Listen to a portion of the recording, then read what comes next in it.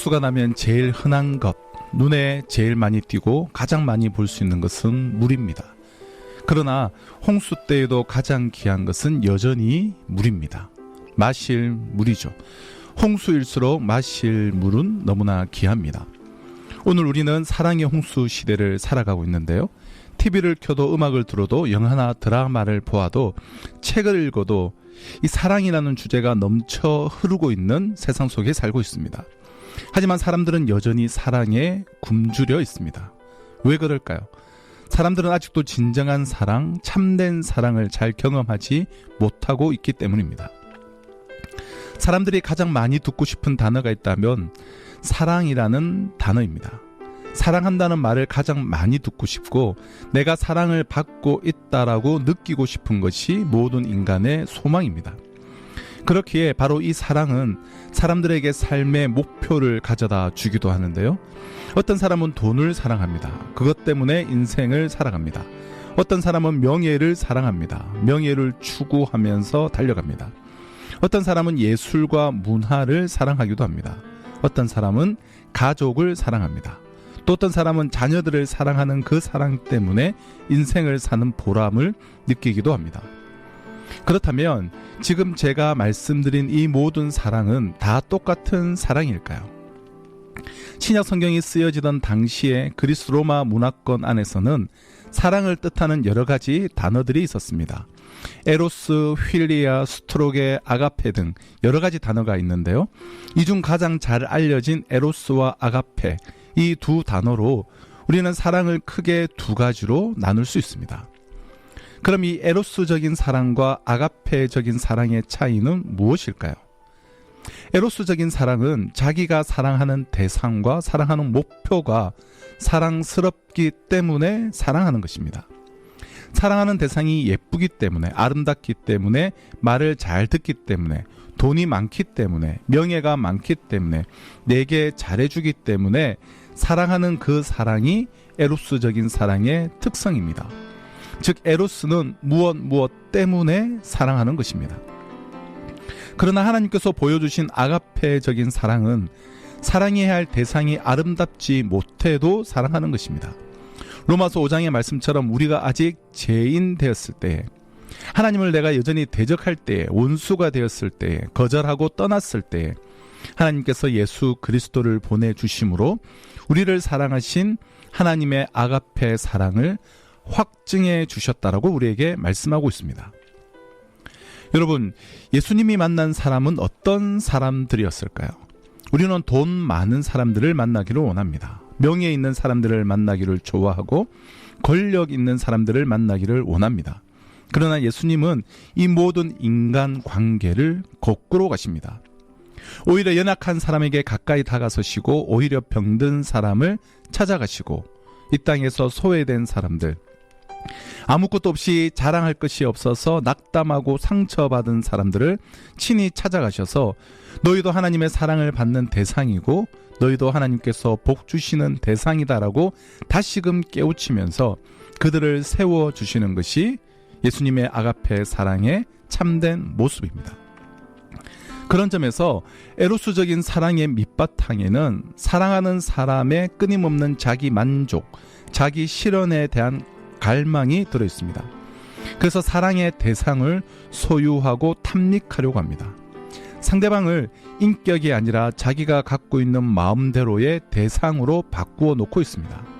그러나 아가페는 사람을 물건으로 취급하는 것이 아니고 오히려 그 사랑하는 사람의 고통 속에, 어렵고 힘든 속에 동참하면서 그 사람의 인격을 존중해 줍니다. 그리고 자기 만족을 취하는 것이 아니라 상대방의 만족을 생각합니다. 여러분, 우리는 하나님을 생각하고 하나님을 사랑할 때 어떤 사랑으로 사랑하고 있습니까? 하나님께서 우리에게 아가페적인 사랑을 보여주셨는데 우리는 하나님을 아가페적으로 사랑할까요? 아니면 에로스적으로 사랑할까요? 대부분의 사람들은 신앙에서조차 하나님을 에로스적으로 사랑하고 있습니다. 하나님마저 자기의 욕구를 채워주시는 분으로 생각합니다.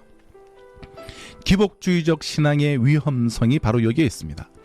하나님을 자기 삶의 수단으로 이용하는 것이죠. 하나님께서 축복하시면 믿고 하나님께서 축복하시는 것 같지 아니하면 하나님도 배척합니다. 믿음도 결국은 땅의 문제로 탑한가름 나는 것이죠. 예수도 좋고 복음도 좋고 천국도 좋아요. 하지만 땅의 문제가 해결될 때예요. 땅의 문제가 해결될 때 복음도 좋은 것이지. 땅의 문제가 해결되지 않으면 땅의 문제도 해결하지 못하는 하나님 필요 없어요. 축복하시는 것 같지 않으면 내가 하나님을 거부하겠다고, 내 만족으로 살지 결코 하나님을 위해서 살지 않겠다고 하나님을 수단으로 바꾸는 신앙이 우리의 에로스적 신앙의 모습 속에 들어 있는 것입니다. 그러나 아가페의 사랑은 지배하는 사랑이 아닙니다. 존중해 주는 사랑입니다. 수단으로 사랑하는 것이 아니라 목적으로 사랑하는 것입니다. 물건으로 사랑하는 것이 아니라 인격체처럼 귀하고 아름다운 존재로 존중해 주면서 사랑하는 것이죠. 그래서 에로스의 사랑이 인간이 갖고 있는 욕망에 의한 사랑이라고 한다면 아가페의 사랑은 하나님께로부터 우리에게 다가오는 은총의 사랑입니다. 아가페의 사랑이 우리를 붙잡지 아니하면 우리의 신앙은 언제나 흔들릴 수 있습니다. 갈라디아서 5장 22절에서 오직 성령의 열매는 하고 제일 먼저 강조가 되는 것은 사랑입니다. 오직 성령의 열매는 사랑과, 근데 이 사랑이라는 단어가 바로 아가페입니다. 우리가 맺어야 할 첫 번째 열매, 사랑의 열매. 바울은 성령의 열매 첫째가 사랑인데 이 사랑은 하나님에 대한 우리의 사랑이기보다 그리스도인으로 우리가 서로 사랑하는 것에 대해 강조점을 두고 있는데요. 그럼 바울은 왜 하나님에 대한 우리의 사랑보다 그리스도인들이 서로를 사랑하는 것을 강조할까요? 그 이유는 그리스도인들이 서로 사랑할 때 그것은 몇 가지 매우 중요한 현실에 대한 증거가 되기 때문입니다. 사랑은 생명의 증거, 사랑은 믿음의 증거, 사랑은 예수의 증거가 되기 때문입니다. 첫째, 그리스도인들의 서로에 대한 사랑은 생명의 증거입니다. 하나님은 그의 택한 자녀들에게 영원한 생명을 주십니다. 그렇다면 저와 여러분이 하나님이 주시는 생명을, 즉 영생을 가지고 있다는 것을 어떻게 알 수 있을까요? 어떻게 확증할 수 있을까요? 요한일서 3장 14절입니다. 우리는 형제를 사랑함으로 사망에서 옮겨 생명으로 들어간 줄을 알거니와 사랑하지 아니하는 자는 사망에 머물러 있느니라. 그리스도인의 사랑은 선택의 문제가 아니라 삶과 죽음의 문제입니다. 마음 내키면 하고 내키지 않으면 안 하는 문제가 아니라 생명의 문제일 정도로 중요합니다. 저와 여러분이 사망에서 생명으로 옮겨졌음을 증명하는 것은 바로 사랑이라는 것입니다. 우리가 예수님을 믿을 때 우리는 영생을 받습니다. 하지만 우리가 서로 사랑할 때 비로소 우리가 사망에서 생명으로 옮겨졌음을 알 수 있습니다. 우리는 믿음을 통해 영생을 받고 사랑을 통해 이를 증명해야 합니다. 나무가 살아있다는 것을 어떻게 알 수 있을까요? 싹과 잎사귀를 살펴본 다음 열매를 살펴봅니다. 열매는 그 나무가 그 안에 생명을 지니고 있다는 증거입니다. 열매가 있는 곳에 생명이 있습니다. 하지만 열매가 없다면 그 나무는 아마도 죽어 있을 것입니다. 그리스도인 각 개인이나 교회가 살아있는지 어떻게 알 수 있을까요? 사랑을 찾아보면 됩니다. 사랑이 있는 곳에 생명이 있습니다. 그리고 그리스도인들이 참으로 사랑을 실천할 때 그것이 하나님의 생명이 그들 중에 그들 안에 있다라는 증거이자 보증이 됩니다. 하지만 우리가 사랑을 실천하지 않을 때, 우리가 서로 싸우고 다투며 분열하고 비난할 때 그것은 우리의 간에 무엇을 말해줄까요? 요한의 말처럼 사랑이 없다면 우리는 전혀 살아있지 못한 것입니다. 우리는 여전히 사망에 머물러 있는 것입니다. 사랑은 그저 감정의 문제가 아니라 삶과 죽음의 문제입니다. 그래서 요한은 매우 치명적인 논리로 이렇게 말씀합니다. 요한일서 4장 20절, 누구든지 하나님을 사랑하노라 하고 그 형제를 미워하면 이는 거짓말하는 자니 보는 바 그 형제를 사랑하지 아니하는 자는 보지 못하는 바 하나님을 사랑할 수 없느니라. 그리스도인들의 서로에 대한 사랑은 생명의 유무를 판가름나게 하는 증거라는 것입니다. 둘째, 서로에 대한 사랑은 믿음의 증거입니다. 요한은 믿음과 사랑을 연결하는데요. 믿음과 사랑, 이 둘을 하나의 명령으로 결합을 합니다. 요한일서 3장 23절입니다. 그의 계명은 이것이니 곧 그 아들 예수 그리스도의 이름을 믿고 그가 우리에게 주신 계명대로 서로 사랑할 것이니라. 요한이 그의 계명은 이것이니 라고 말하고 있는데요. 그의 계명은 단수로 되어 있습니다. 계명이 단수로 되어 있다는 것을 눈여겨보아야 하는데요. 하지만 이렇게 단수로 말한 다음 요한은 두 가지를 말하는데요. 우리는 하나님의 아들 예수 그리스도의 이름을 믿을 뿐만 아니라 서로 사랑하라는 명령을 받았습니다. 그리고 이 둘은 그의 계명은 이것이니라는 말씀에 따라 이 둘은 함께 하나의 단수로 통합된 명령을 이룹니다. 첫 번째 명령, 즉 믿어라를 행했다면 두 번째 명령, 사랑하라도 행해야 합니다. 둘째 명령을 행하지 않고, 즉 서로 사랑하지 않고 있다면 첫째 명령도 행하지 않은 것입니다. 즉 예수를 믿지도 않는 것입니다.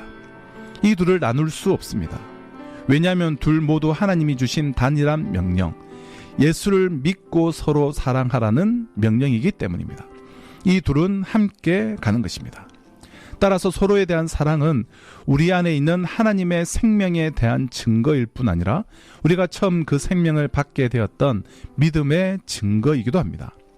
야고보는 행함이 없는 믿음은 죽은 것이라고 말했는데요. 요한은 사랑 없는 믿음 역시 죽은 것이라고 말하고 있는 것입니다. 마지막 셋째, 그리스도인들의 서로에 대한 사랑은 예수에 대한 증거입니다. 예수님께서는 요한복음 13장 34절로 35절에서 새 계명을 너희에게 주노니 서로 사랑하라. 내가 너희를 사랑한 것 같이 너희도 서로 사랑하라. 너희가 서로 사랑하면 이로써 모든 사람이 너희가 내 제자인 줄 알리라고 말씀하셨습니다. 그리스도인들이 서로 사랑할 때 이를 통해 우리가 누구에게 속해 있는지를 보여주는 것입니다. 우리가 서로 사랑하는 것을 보고 믿지 않는 이들이 저 사람들은 예수의 사람들이야, 예수의 제자야, 내가 예수를 본 적은 없지만 저들이 서로 사랑하는 모습을 보니 예수가 존재함을 알겠어. 우리의 사랑은 복음에 대한 증거라는 것입니다. 이로써 사람들을 예수께로 이끌 수 있다라는 거예요. 요한일서 4장 12절은 뭐라고 말씀합니까? 어느 때나 하나님을 본 사람이 없으되 만일 우리가 서로 사랑하면 하나님이 우리 안에 거하시고 그의 사랑이 우리 안에 온전히 이루어지느니라. 서로를 향한, 그리스도인들의 서로를 향한 우리의 사랑이 믿지 않는 자들에게 하나님의 사랑을 보이게 만들고 서로를 향한 우리의 사랑이 예수에 대한 증거가 된다는 것입니다. 사랑하는 애청자 여러분, 우리는 살아계신 하나님의 살아있는 증거가 되어야 합니다. 아무도 하나님을 볼 수 없습니다. 하지만 사람들은 우리를 볼 수 있습니다. 우리가 서로 사랑할 때 그들은 하나님의 사랑을 볼 수 있습니다. 그러므로 그리스도인들이 서로 사랑하지 않을 때 그것은 비극적일 뿐만 아니라 그들의 존재 자체가 오히려 복음 증거에 해악을 끼치게 되는 것입니다. 마지막으로 오늘 본문 11절을 다시 보시면 사랑하는 자들아 하나님이 이같이 우리를 사랑하셨은즉 우리도 서로 사랑하는 것이 마땅하도다.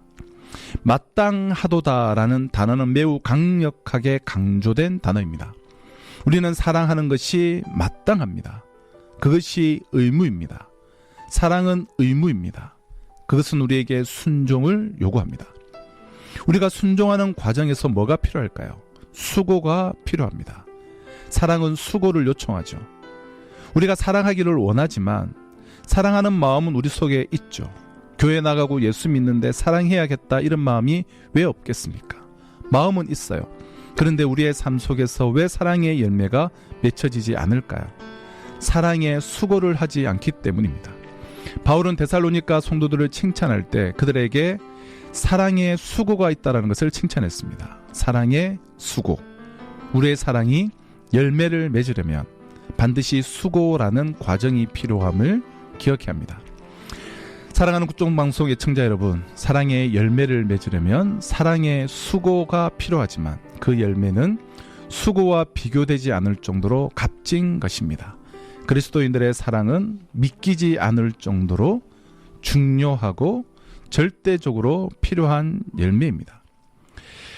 사랑의 열매는 반드시 필요한 열매요. 그리스도인들이 서로 사랑할 때 사랑의 열매는 우리가 영원한 생명을 지니고 있음을 증명할 것입니다. 사랑의 열매는 우리가 구원받는 믿음을 지니고 있음을 증명할 것입니다. 사랑의 열매는 우리가 참으로 예수를 따르는 사람들임을 증명할 것입니다. 하지만 우리가 서로 사랑하지 않을 때 그것은 무엇을 증명하는 것일까요? 그리스도 예수 안에 거함으로 사랑의 열매가 풍성한 복된 한 해가 되시기를 주님의 이름으로 축원합니다.